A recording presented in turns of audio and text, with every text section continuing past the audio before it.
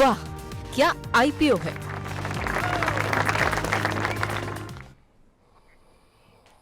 वाह क्या आईपीओ है। आईपीओ बाजार की हलचल को हम परखने की, जांचने की कोशिश करते हैं ताकि आप किसी आईपीओ में अगर पैसे लगाने जा रहे हैं तो आपको हम सचेत कर सकें कि आईपीओ आपके लायक है भी या नहीं, ब्रोकरेज की रिपोर्ट्स क्या कह रही हैं, ब्रोकरेज हाउसेस की, ग्रे मार्केट का प्रीमियम क्या कह रहा है और एसएमई क्षेत्र के आईपीओ में क्या हलचल देखने को मिल रही है।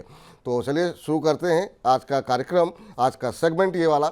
और लंबे अरसे बाद जो है शौर्य जो है वापस जो है आईपीओ गुरु बन करके हमारे साथ उपलब्ध हुए हैं। शौर्य बताइए, हालांकि आज तो आईपीओ मेन बोर्ड में कोई खुला नहीं है, लेकिन कल एक आईपीओ बंद हुआ है, वहाँ पर क्या कुछ आंकड़े कहे, क्योंकि कल बजट का दिन था और हमने आईपीओ बाजार पे कवरेज हम कर नहीं पाए अपनी, तो बताइए क्या कुछ वहाँ पर आंकड़े कैसे देखने को मिले। जी अगर सब्सक्रिप्शन की बात करें तो अच्छा खासा सब्सक्रिप्शन में नजर आया है। सन स्टार आईपीओ को टोटल 82.99 टाइम सब्सक्राइब किया गया है, जिसमें अगर सेग्रीगेशन देखें रिटेल का सब्सक्रिप्शन कंपैरेटिवली कम हुआ है, ये 24.23 टाइम्स हुआ है।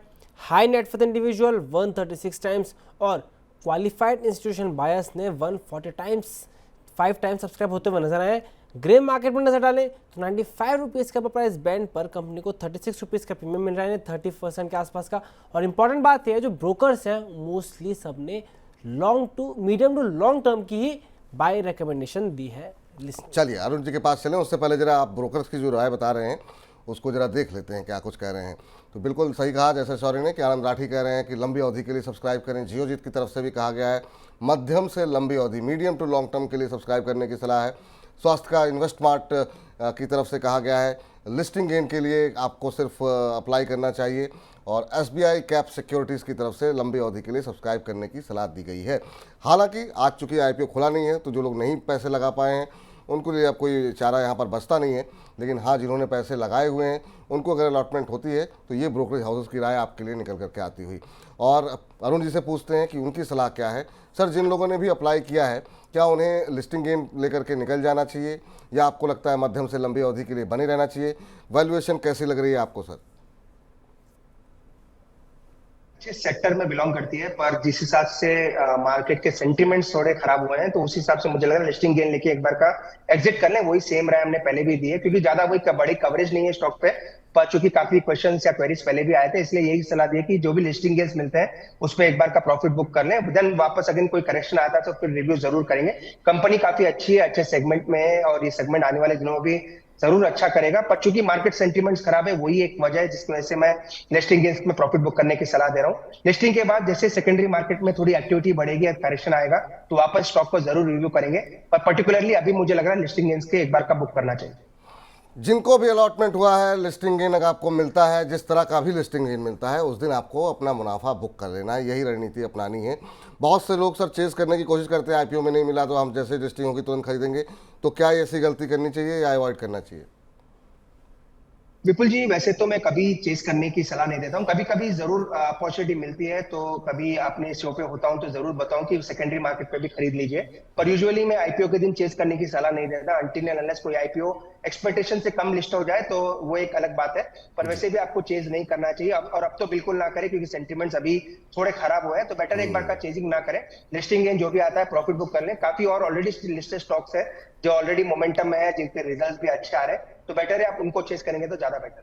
चलिए, तो ये राय यहाँ पर निकल के आती हुई लिस्टिंग के दिन जो है लिस्टिंग गेन अगर मिलता है तो निकल जाइए, खुद दोबारा एंट्री करने की कोशिश मत कीजिए, ये सलाह आप लोगों के लिए निकल करके आती हुई। एसएमई क्षेत्र पर जाएं उससे पहले जरा मनीष पाटिल जी का एक सवाल आया है आईपीओ को लेकर के। कह रहे हैं नमस्ते सर, मेरे पास डोम्स और हैप्पी फॉर्जिंग के शेयर आईपीओ में अलॉट हुए हैं, मैं 5 साल प्लस भी रख सकता हूँ, 5,000 प्राइस देखने को क्या मिल सकता है इन शेयरों में? अब डॉम्स और हैप्पी फॉर्जिंग इन 2 आईपीओ में इनको शेयर अलॉट हुए थे और ये तब से बने हुए हैं और अभी भी 5 साल से ज़्यादा रख सकते हैं। इनमें से कोई ऐसा शेयर है जिससे आपको लगता है कि एग्जिट कर जाना चाहिए या इनको अभी 5 साल के लिए बने रहना चाहिए ऐसे ही? विपुल जी, कोई दिक्कत नहीं है, दोनों स्टॉक फंडामेंटली पॉजिटिव है। एक ही चीज का ध्यान रखें, मार्केट के सेंटिमेंट्स थोड़े खराब है, वैल्यूएशंस ऊपर की तरफ है, तो मुझे लग रहा है थोड़ा बहुत प्रॉफिट बुक करें। जो भी इनके शेयर्स है एटलीस्ट 20% का प्रॉफिट जरूर लॉक इन करें। बाकी ये यहाँ से 5,000 होंगे वो अगेन रिजल्ट्स के ऊपर डिपेंड करेगा, रिजल्ट्स कैसे आते हैं, पर यहाँ से अपसाइड डेफिनेटली बाकी है और आने वाले 1 से 2 क्वार्टर के रिजल्ट जरूर देखें। पर चूंकि ऑलरेडी बड़ा रन अप आ चुका है तो एक प्रूडेंट एडवाइस यही रहेगी कि 20% अपना प्रॉफिट जरूर बुक करें दोनों ही स्टॉक में। वैसे हैप्पी फोर्जिंग मुझे ज्यादा अच्छा लगता है, दोनों में ही कंपेयर करते हैं तो 20% प्रॉफिट बुक करें, बाकी जरूर होल्ड करने की सलाह है। टारगेट प्राइस कोई नहीं बता पाऊंगा क्योंकि अपने ऑल टाइम हाइस के पास है और रिसेंटली लिस्टेड स्टॉक है, पर आने वाले 2 क्वार्टर के रिजल्ट्स पर जरूर ध्यान दें। अगर वो रिजल्ट्स अच्छे आते हैं देन इस स्टॉक को वापस रिव्यू करेंगे। टेक्निकली पॉजिटिव है, इसलिए कोई बड़ा पूरे एग्जिट करने की राय नहीं है। 20% जरूर प्रॉफिट बुक करें, बाकी आने वाले क्वार्टर के रिजल्ट्स के ऊपर डिपेंड करेंगे। जी, एक सवाल और लेते हैं। रितेश पाटीदार जी का सवाल है और ये एग्जीकॉम पे कह रहे हैं कि ये भी मेरे आईपीओ पर ही मैं जानना चाहता हूँ। आईपीओ के टाइम से ही होल्ड कर रहा हूँ, अभी कंटिन्यू करना चाहिए मुझे इसकी होल्डिंग को? आईपीओ के टाइम से होल्ड कर रहे हैं एग्जीकॉम को। मुझे डेफिनेटली होल्ड करना है, रिजल्ट्स काफी अच्छे थे और स्टॉक पे हमने, मुझे भी याद है, काफी रिकमेंड किया था लॉन्ग टर्म और लिस्टिंग इन दोनों के लिए ही। तो डेफिनेटली होल्ड करें, कोई दिक्कत नहीं है। मुझे लग रहा है आने वाले दिनों में स्टॉक काफी अच्छा कर सकता है। आने वाले दिनों में शेयर अच्छा कर सकता है, तो ये आप लोगों के लिए राय। अब जरा एसएमई क्षेत्र के आईपीओ पर नजर डालें कि वहाँ पर क्या हलचल चल रही है। सॉरी, बताइए जी। एसएमई क्षेत्र में बहुत सारे आईपीओ खुले हुए हैं, तो हमने कहा उनको ले लेते हैं 3 जिनका साइज थोड़ा बड़ा है। तो पहला है आरएनएफआई सर्विसेज। आरएनएफआई सर्विसेज की बात करें, टोटल 22 को खुला था, आज 24 जुलाई है यानी आखिरी दिन है। प्राइस बैंड है 98 से लेके 105 का। आईपीओ से 70 करोड़ जुटाने को देख रहे हैं, जो पूरा ही फ्रेश इशू है और 12:15 बजे तक भरा था 52 टाइम्स, लेकिन अभी लेटेस्ट आंकड़ों के हिसाब से 88.53 टाइम्स भर गया है और इसे ग्रे मार्केट में 105 रुपीज़ के प्राइस पर 70 रुपीज़ के रुपये में मिलता हुआ नजर आ रहा है। दूसरी कंपनी है वीवीआईपी इंफ्राटेक। वीवीआईपी इंफ्राटेक की अगर बात करें, वो 23 को खुला था, 25 तारीख तक खुला रहेगा। इसका प्राइस बैंड है 91 से लेकर 93 का। आईपीओ का साइज है 61 करोड़ रुपए का और पूरा ही फ्रेश इशू है और 24 जुलाई को 12:15 बजे तक कुल 13.2 टाइम्स भरा था। अभी लेटेस्ट आंकड़ों के हिसाब से 17.02 टाइम्स भर चुका है। ग्रे मार्केट में कंपनी को 75 रुपीज़ का प्रीमियम मिल रहा है। फिर तीसरी कंपनी है VL infra projects. VL infra projects की अगर बात करें तो इसका आईपीओ का 23 से 25 तक खुलेगा। प्राइस बैंड है 39 से लेकर 42 रुपीज़ का। आईपीओ से 18 करोड़ जुटाने को देख रहे हैं, पूरा ही फ्रेश इशू है। और सब्सक्रिप्शन की बात करें तो आज 100 गुना सब्सक्राइब हो गया था और लेटेस्ट आंकड़ों के हिसाब से ये 123.19 टाइम सब्सक्राइब हो चुका है। चलिए, तो सर ये जो 3 एसएमई के आईपीओ हैं, किसी पर आपकी नज़र पड़ी जो आपको लगता हो कि जिसमें पैसे लगाए जाने चाहिए या फिर अवॉइड करना चाहिए? आपकी क्या सलाह रहेगी एसएमई क्षेत्र के 3 आईपीओ पर? विपुल जी, अनफॉर्चुनेटली एक ही कंपनी में ट्रैक कर पाया, वीवीआईपी इंफ्राटेक, जिसका प्रॉस्पेक्ट्स काफी अच्छे हैं और पूरा फ्रेश इशू है। एक अच्छे सेगमेंट में है, नॉर्दर्न इंडिया में इनका ज्यादा काम है, water treatment, water EPC segment में आप कह सकते हैं इस कंपनी का अच्छा कारोबार है। ये सेक्टर आने वाले दिनों में भी मुझे लग रहा है काफी अच्छा कर सकता है। बाकी 2 कंपनीज हो सकता है आईपीओ अच्छे रहे, हमने डीपली ट्रैक नहीं किया इसलिए उसमें कोई टिप्पणी नहीं है, पर वीवीआईपी इंफ्राटेक में डेफिनेटली लिस्टिंग गेन्स के लिए अप्लाई करें।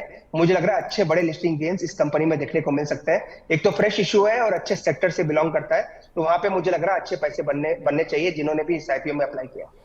चलिए, तो अच्छे पैसे बनने चाहिए। वीवीआईपी इंफ्राटेक को लेकर के राय यहाँ पर निकल करके आती हुई। शौर्य, बहुत बहुत शुक्रिया, बहुत बहुत धन्यवाद आज की चर्चा में जुड़ने के लिए और तमाम ये इन शेयरों आईपीओ के बारे में डिटेल में बातचीत करने के लिए। तो फिलहाल वाह क्या आईपीओ है, में इतना ही।